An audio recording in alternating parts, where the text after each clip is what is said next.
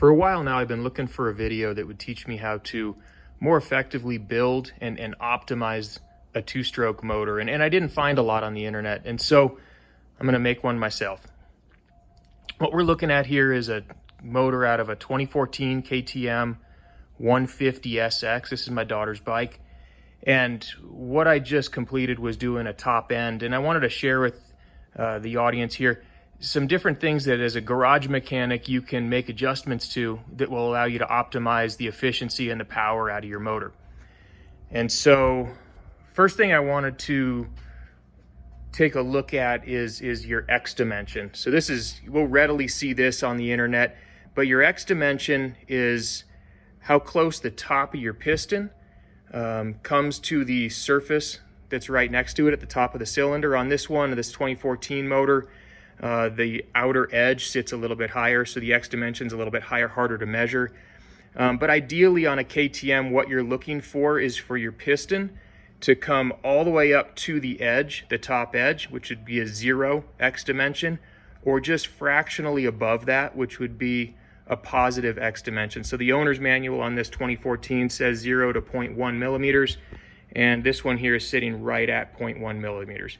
If your X dimension is not in the right location, meaning your cylinder is sitting too high or too low, you make adjustments to your base gasket here and adjust the thickness of the base gasket to create that X dimension that's at 0. And what we're going to do beyond that then is we're going to optimize what's called squish.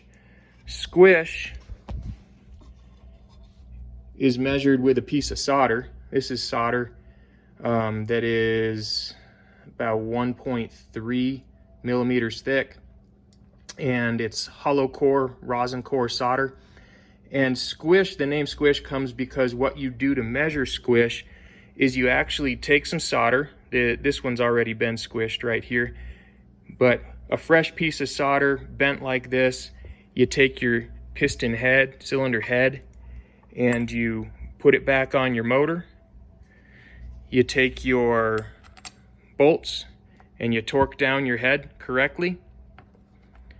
I've already done this. But then what you do is you rotate your piston here with the stator. So I'm going to rotate the piston, I'll show you what's going on if the head was still on there. You rotate it and you take it to the top dead center. And if you imagine that the head was still on there, when you get to top dead center with that solder in place, it squishes the solder between the piston and the head when it hits top dead center.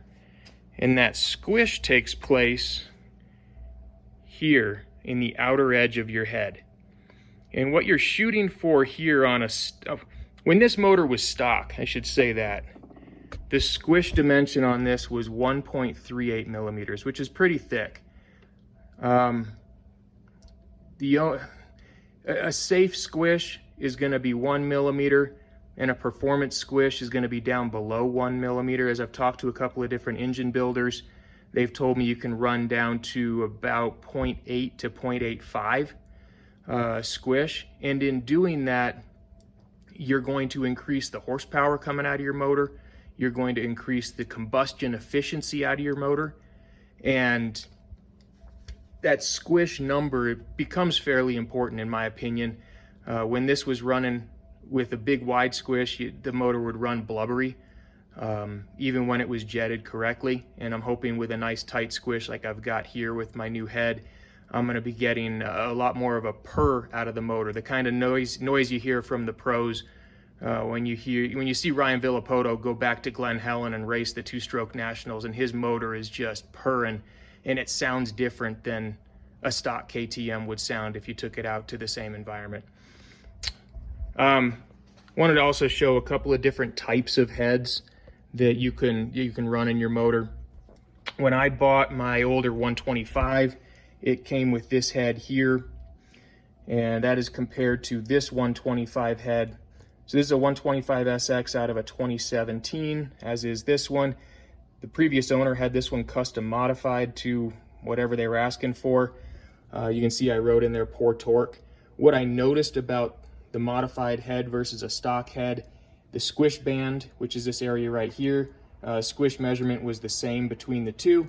but the bowl, this center section here, was hogged out a little bit, and the transition from the Squish Band down into the combustion area, that transition was smoothed out, whereas here in the stock one, it's more of a sharp contrast, and the stock head runs a whole lot better than whoever modified that one for me. A different variety or a different approach to a modified head was this one here. It was done by RK Tech. I sent them the stock head off of this 2014. And what Kelsey does up there is he mills the head. And you can see we got a whole bunch of little milling marks in here to reshape the Squish Band. The stock KTM Squish Band is flat all the way across. As I measured the squish on Kelsey's head, it is thinner at the very outside edge. It's a little bit thicker right here towards the transition. And so you got, I think it was 0.9 millimeters here on the outside edge with the positive 0.1 millimeter X dimension on the motor. And then the inner portion, I believe, was 0.98 or 1 millimeter, somewhere in that range. So it's a slightly sloped Squish Band. And then the transition down into the bowl has been modified as well. So I'm excited to put this on the bike and see how it handles, see how it runs. But I've heard really good things about it, so that's why I sent my head off to Kelsey to have this done. So in closing, what we can do is we can make sure that our base gasket's the right thickness to give an X dimension that's about 0. If that leaves us with a squish that's too wide, we can send off and get some modified heads to tighten that up and ultimately derive better power, better combustion efficiency, and a more enjoyable riding experience for me. So that's it for now.